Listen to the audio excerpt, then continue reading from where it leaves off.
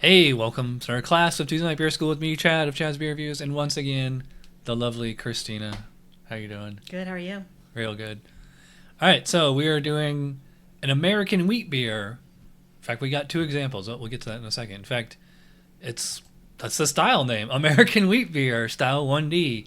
Overall impression, a pale, refreshing, grainy, doughy, or bready wheat beer with a clean fermentation profile and a variable hop character and bitterness. Its lighter body and higher carbonation contribute to its easy drinking nature. So let's scroll down a little.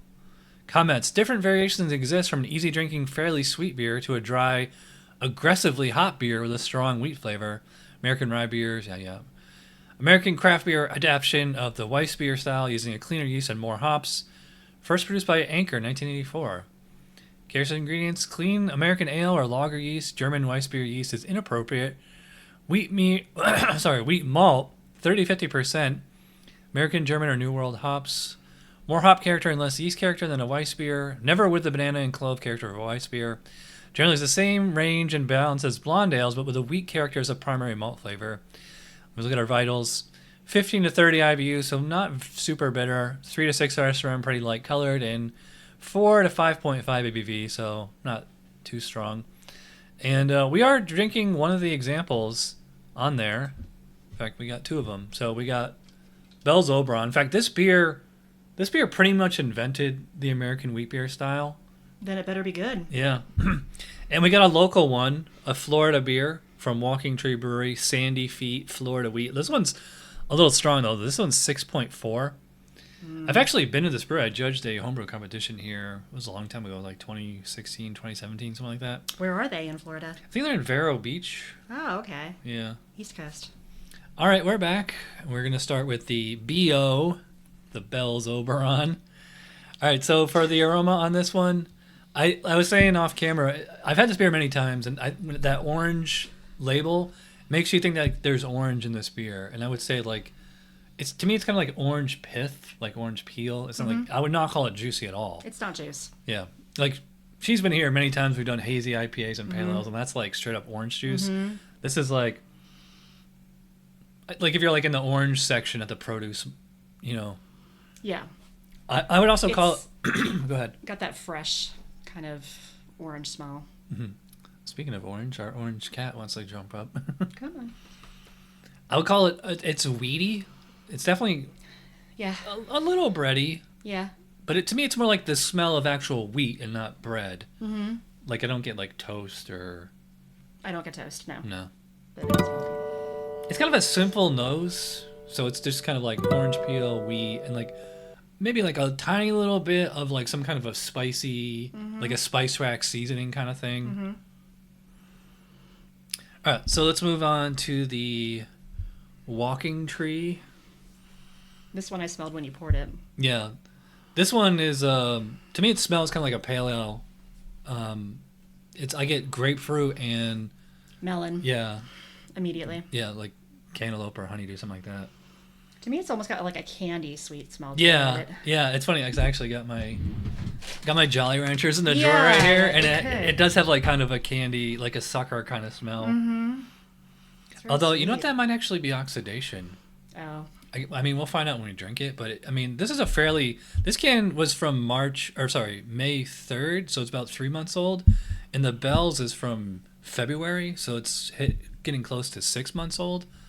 So yeah, I think it might get a little oxidation on the Walking Tree, but this one's very simple. To me, it kind of smells like a pale ale, 'cause all I'm smelling is like American hops, and I'm not getting wheat on this one, are you? Nope, not at all. No. Nope. Wouldn't call it bready. To me, not. it's kind of simple. It's just kind of hops. All right, let's check the specs. Aroma, low to moderate, grainy, bready, or doughy wheat character. I would say the Bell's is, I might even go as far as say doughy, but definitely, somewhere in there. Yeah. A light to moderate malty sweetness is acceptable. I wouldn't say either of them is really sweet. Moderate ester is optional, usually a neutral profile. Banana is inappropriate. I agree. I'm not getting yeast character on home.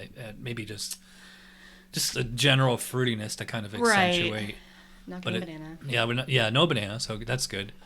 Low to moderate citrusy, spicy, floral, or fruity hop aroma. Well, I would definitely say moderate, maybe moderate plus for the walking tree, and yeah, low. So that's not typically dry hop. No clove phenols. I agree. I don't get clove on Not either getting of these. clove on either. Nope. All right, so they're kind of two spec, but for different reasons. Yeah. So the bells, I will go a little high. Actually, I was gonna say 10, but I think I'm gonna say 9.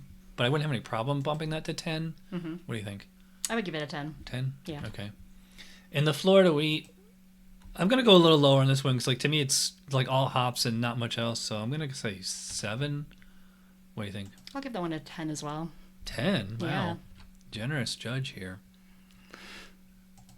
All right, for appearance, the Bell's is kind of a yellow, and the Walking Tree is more of an orange. Amberish. Yeah, amber orange. It's a. I wouldn't go as far as say it's brown, but No. you know what's funny is that for wheat beers, both of these beers are actually fairly clear. I mean, not like crystal clear like a Pilsner or something, but like the average hazy IPA is like way hazier than these beers. Yeah, this isn't that hazy. Yeah, and we both got big foamy heads on both of them. I did give it an aggressive pour though. So, all right, let's check the specs on appearance. Usually pale yellow to gold. Clarity may range from brilliant. Wow, from brilliant to hazy with yeast approximating a Weissbier. Big, long-lasting whitehead. All right, so they give you a range there, but it does say usually, Yeah. which means it can be darker. Because like if it wasn't like if they wanted it to be pale yellow to gold, they would just take the word usually It out could there. be any color apparently, and Yeah. it'd be okay. I mean, I don't think it would be brown, but and it does say clarity may range from brilliant, so it can be clear to hazy. Too hazy. Yeah, so I mean, both beers are within the guidelines there. Absolutely. I mean, I'm gonna give a 3 for both. What do you think? I'll do the same. 3 Okay. for both. All right, so here's the best part. We get to taste it. We'll do it off camera, and we'll be right back with our tasting notes. All right, we are back. We get our tasting notes down. I've had Bell's Oberon. In fact, I reviewed it on the show many times. So I'm let Cristina give her first impressions. Yeah, it first. smells like orange peel, I would say, but when you're tasting it, this is more like a white grapefruit. Grapefruit. Yeah. To me, it's like orange peel, and it has like the taste of wheat, but without like a actual bread flavor. Like it's not rich. I wouldn't call it toasty at all. To me, it's like it's weedy with like a little bit of orange peel, and also like a little bit of like some kind of spicy hop flavor, like a little bit of a peppercorn or rye. Yep. But I'm saying like way in the background there, not like a German Pilsner or something like that. The overall flavor is, kind of light, and I am getting this can is. I don't know if you guys can see this, but it's about coming up on 6 months old. So I'm getting an oxidation flavor on here, which I always perceive as like yellow lollipop. Some people get it as like cardboard, but I think you picked up on that too. Mm-hmm. So, I mean, not really, I can't really fault the brew. I mean, we waited so long to drink this, so take a little bit of a point off for that just because it's, it is. If we were judging an actual competition, you would deduct. I mean, so let's move on to the Walking Tree Florida Wheat. This one, I get big grapefruit on this flavor. It's almost like grapefruit juice. And a little bit, you were saying, I think like honeydew or cantaloupe, something like that. Yeah, there's some melon in there. Yeah, maybe a little peach too. Mm-hmm. To me, this beer is like, they're not marketing this as like a pale ale or an IPA or anything like that. So, I'm judging it as an American wheat beer, and I mean, to me, it's like just pretty much all hops. So, which is fine, which I'm pretty sure is in the specs, but we'll get to in a minute. But yeah, to me, it's grapefruit, melon, little peachy, like way, way in the background is slight wheat. Mm-hmm. I'm not getting that kind of peppery spiciness from. No, not like the other. Flavor light to moderately strong, bready, doughy, or grainy wheat flavor, which can linger into the fish. All right, well, the key word here is light. And I would say both of these beers have a light, wheat flavor. Yep. So, I mean, it's acceptable, which can linger into the finish. I would say the hops linger more than the wheat. May have A moderate malty sweetness and can finish quite dry and crisp. Okay. I don't really get malty sweetness on either of these beers, but I would say both finish pretty dry. Especially, I mean, also the hops linger there. They are dry. Yeah. I mean, it's not like bone dry, but it's definitely more dry than sweet. Low to moderate hop bitterness, sometimes lasting in the finish. Okay, well, that's acceptable. I would say the hops definitely linger on, especially on the sandy feet. Yeah.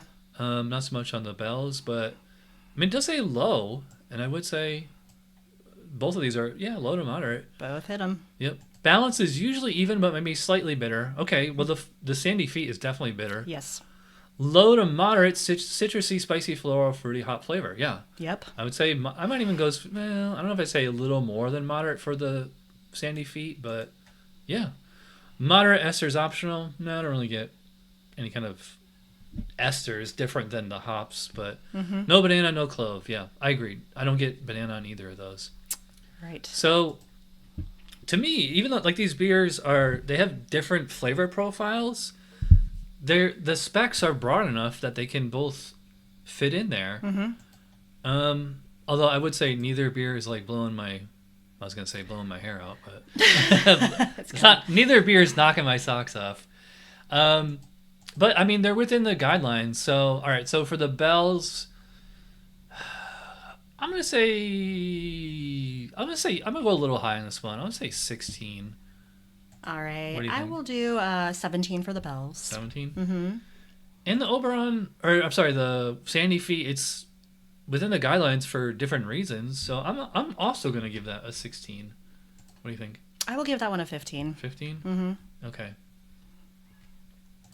All right, let's talk about mouthfeel real quick. So both of these have pretty much the same body and carbonation. I think the Sandy Feet is 6.8, so this has like a little bit more body to me. Yeah, I'd probably put this like medium. Neither of these beers, I wouldn't call either of these medium full. This one's... They're not medium full. Yeah, the bell is definitely lighter. I don't know if it goes... Yeah, probably light-bodied. I'd probably say moderate to moderately high carbonation for both beers. Yep. They're equally carbonated. As far as texture, they're definitely on the crisper side, nowhere near approaching like the creaminess of like a hazy IPA. No. Ironically enough, because these beers have wheat in them, but they're not nearly as crisp as like a Pilsner or some kind of lager either. Right. So yeah, definitely closer to the crisp side, but not all the way over there. They're pretty refreshing while they're in the mouth. Although I will say the hops do linger especially on the Sandy Feet. All right, so let's see what the specs say about that. Mouthfeel, medium light to medium body, all right. Medium high to high carbonation. Slight creaminess is optional. Wheat beer sometimes have a soft, fluffy impression. See, it does say creaminess is optional. And I mean, neither of these strikes me as... Neither has it. Yeah, I mean... I can see what they're saying because of the wheat. They do say medium light to medium body. I think the Bell's is more of a light. The Walking Tree strip medium. But so as far as judging to spec there, ironically enough, I think the Walking Tree is more to spec for mouthfeel. So I'm gonna go 3 for the Bell's. What do you think? I'll do a 3. 3. And I'm gonna say 4 for the Walking Tree. I could even give that a 5. I'll actually give that a 3. 3? I think they're similar. Okay. Overall, I mean, the Bell's pretty much invented the style. Really, this should be a perfect beer, but this particular can's a little old. Overall, I mean, it's really good for the style. I'm gonna say 8. I'll give it an 8 as well. 8. Yep. All right, so I got 33 or 39. You got 41. Same thing for the Florida wheat. It has its flaws, but it's pretty good for the style. I'm going to say, I can go 7 or 8 on this one. I'm going to say 7. What do you think? I'm going to give that one a 6. 6? Yeah. Well, you know what? We got the same score. You went way higher on aroma, but Whoa, a little look at less that. on everything else. It all balanced out. Yep. So we got an average of 40 for the Bells and a perfect 37 for the Sandy Feet. Although I think this one is a little strong for this style, and I would drink this. I would approach it as a consumer as a wheat beer because they're marketing it as a wheat beer. I think like they could market it as some kind of wheaty pale ale or something like that, or just take the wheat out and just do it as a pale ale. But yeah, I mean, Bell's Oberon. Again, this pretty much invented the style. If you can find this fresh, I definitely recommend it. I do think this one's a little strong. So this is 5.8, and like wheat beers like this is, you know, you want to be like a little lighter, like to drink on the beach or the pool or just, you know, for summertime drinking. But yeah, I liked them. They're good. Yeah, One's better than the other, but yeah. All right. Well, thanks for joining us. Thanks to Cristina again for being a co-host. And we'll see you next week. We're going on vacation. So We are. Next week will be a rerun. Cheers.